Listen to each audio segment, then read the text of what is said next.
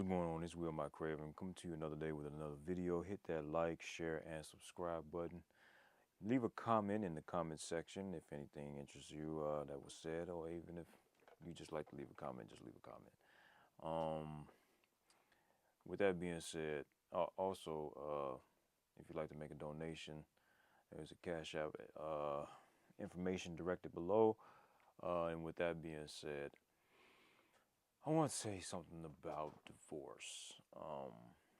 There's a tendency for those of us who have been divorced, people try to use that to negate the things that we say. And of course, myself, I've been married and divorced.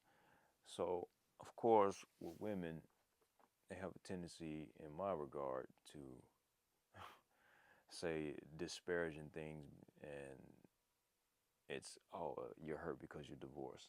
No, not hurt because I'm divorced. Not hurt, period. Um, and I get a lot of, well, you've had a lot of bad experiences. Technically, I haven't had a lot of bad experiences. And unlike most people, I pay attention. I'm a bit smarter too. And I love getting intel. So, share this little tidbit when I was going through divorce. What I learned was I'm always looking at people to see how I can work things in my favor and to my benefit. And during the divorce process, I ended up getting there the first time an hour early because I had no idea where I was going. And I just wasn't sure what was going to transpire. So, in the process, I was there before my ex wife and her attorney, and I was there before my attorney. And I got to hear the cases, and there was just some interesting things transpiring. So after that point, I made it my business to actually come early and stay a little later, depending upon the day. Or sometimes I leave out and then come back in. And yeah, most of the time it was never in the guy's favor. And that one particular time stood out so it just seriously stood out, in which it was a good thing I did actually show up, because I had the conversation with my attorney before we went, and it he probably would have blew up a lot more, because he was very upset in that instance, in which lady was there and she was doing all kind of stuff to chastise the guy. Guy ended up jumping out of the car with her while I was moving, and she went chasing after him and just doing all kind of crap, even with his children. And it was for the restraining order that she wanted to get on him, and uh, let's just say it did not end up being favorable. And we're sitting there, everyone in there was sitting in there like, did this judge really just do that? Went against the guy and sided with her, and she literally told on herself. She literally told on herself, basically to get back at him, and the judge still sided with her. And everyone in there was saying like, this gonna be one of those days. And it was at that moment I was like, yeah, we're gonna have to play this right, exactly by the book, and stick to the laws, because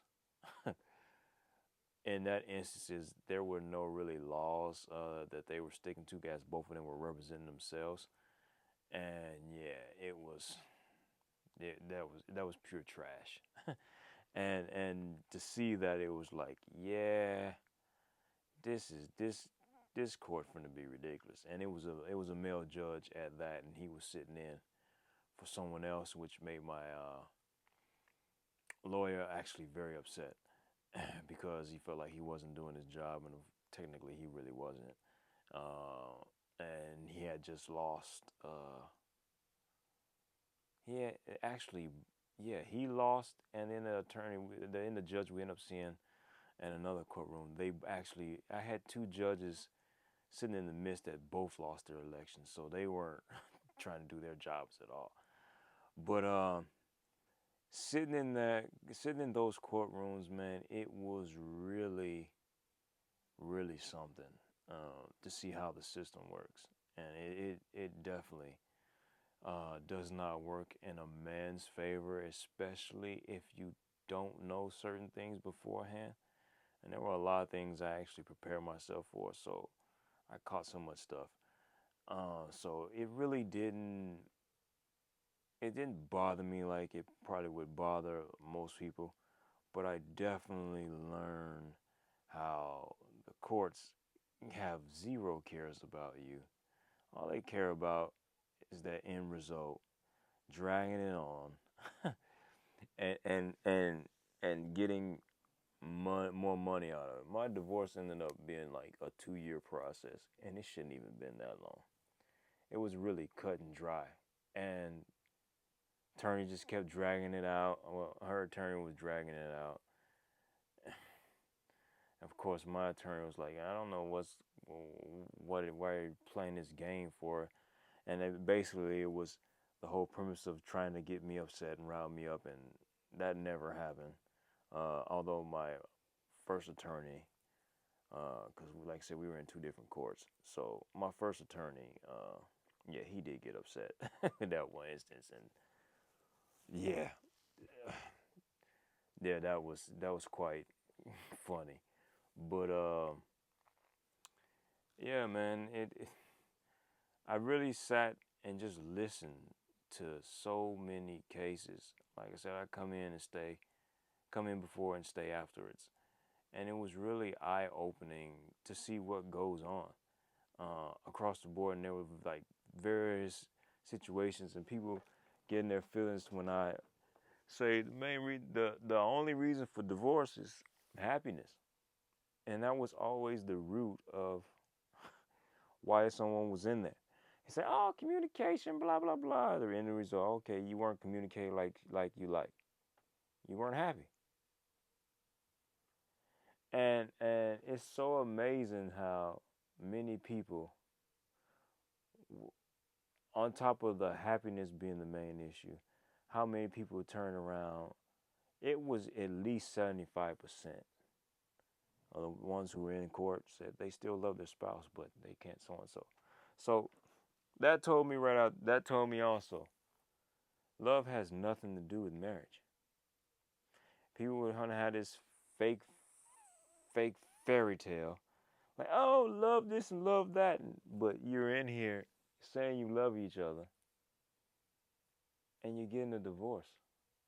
Told me everything I need to know. One, you're not happy. Two, love is not as powerful as you all claim it to be, because individuals in here still saying they love each other, but there's just so much that they just can't deal with anymore, mainly because they're just not happy. That love is not going to supersede their happiness. So this notion, when people coming into the gate, they get all defensive about love and just a fake mess. It's fake, man.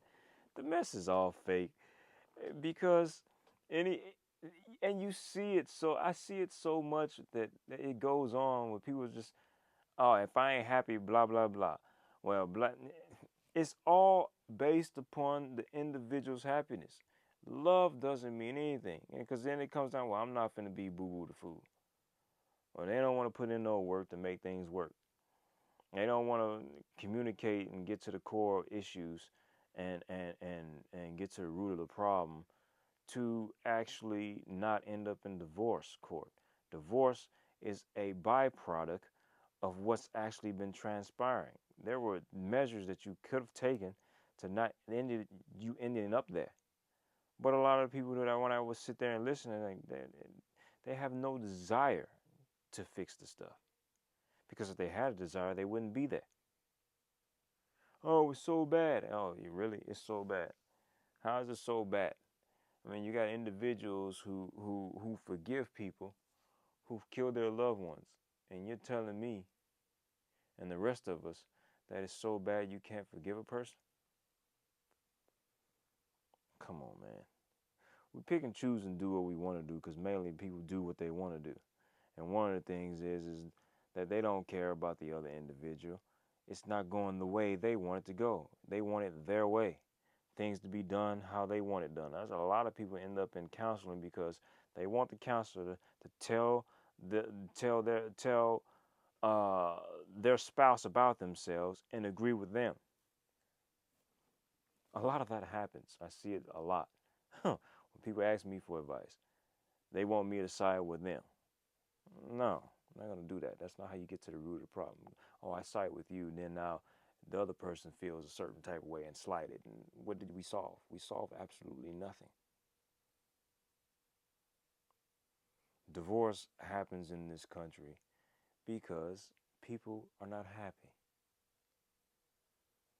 And they're not willing to forsake their short-term happiness for the sake of actually growing together and getting through issues, getting through problems.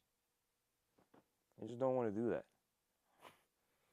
And at the end of the day, some individuals don't even care nothing about the children, that they rather, in order to get their kicks, get their power, because now they weren't happy, they're going to be happy in tormenting the other person, that they'll make the children suffer in the process.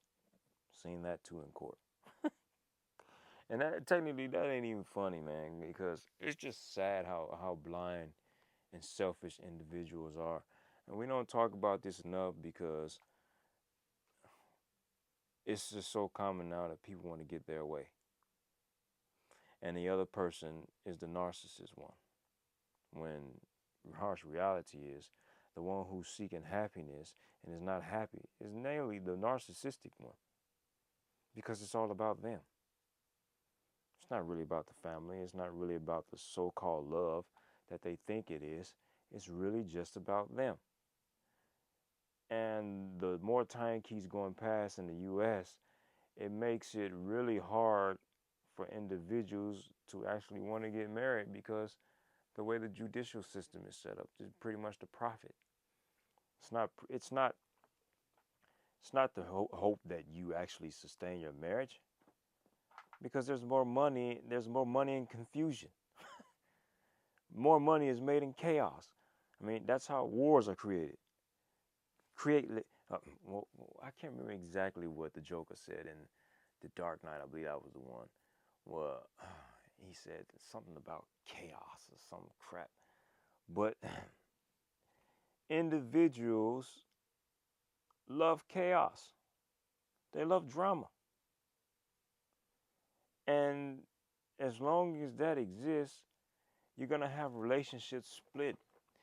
And it's interesting how they love chaos and see others in chaos, but when it's their turn to be in the midst of the mess, it's a whole problem, and the other individual is the problem, and they never see the things that they do within the relationship. Then it starts getting to, I want this, or I want that, and you being spiteful because of that, you being spiteful because of this, and it's ping-ponging each other back and forth, and then you got attorneys who oh, okay, well, let's drive up the cost. Oh, let's prolong this even further. Like, all that stuff costing and going on, there's tax dollars and stuff getting tacked on, and all that junk, man. They're making money off of it.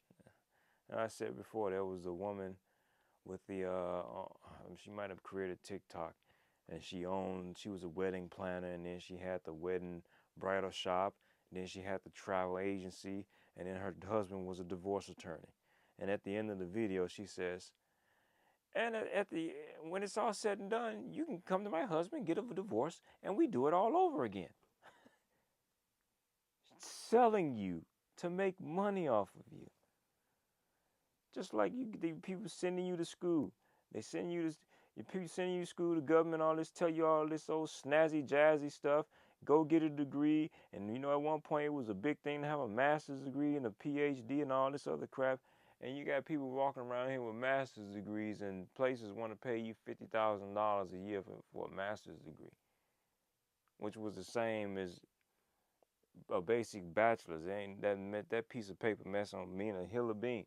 They just sold you on that mess to make money off of you. Now you full of debt. You got to pay this mess all back, and if you don't pay it by a certain time or redo your student loans, they gonna start taking money from you. Man, it's to create you, make you be a slave, man.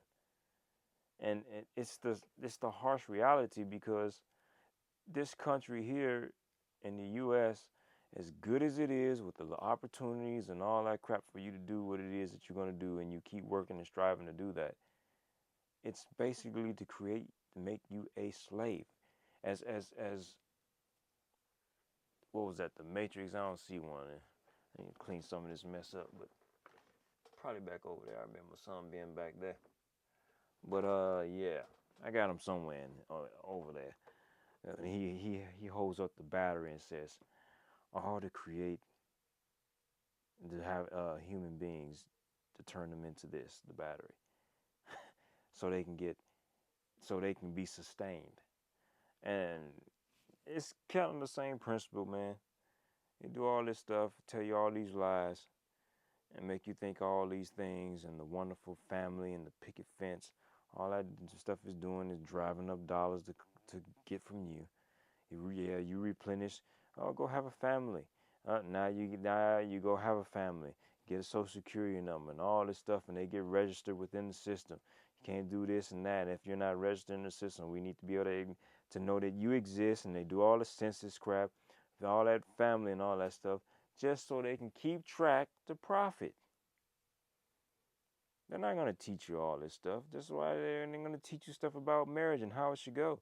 And they have omitted so many things that used to be within the parameters of marriage. And now people run around here, want to date and do all this other junk. And they don't know too much of diddly squat, which is why a lot of marriages is failing, over 50-some%. And they have no idea why this mess is going on, and you're being force-fed happiness. Have a good time. And as you're having a good time, you're steady spending money. And then all it takes is for one calamity to hit, and you're done for. We spent all your years working for a company, and then after your health has started failing because they fill you with all these bad foods and tell you to go get this and market you this on that, and now you're in a place in your marriage now you got to be the one to take care of this one or that one, and it puts a strain on your marriage. And so some families going through, oh, our insurance ain't paying for such and such no more. Now it's a whole strain on them. They don't care about you. All they care about is the dollar to get from you. That's all they care about. You're a dollar. It's unfortunate, but it's the harsh reality. And this is one of the many elements as to why your marriages aren't working.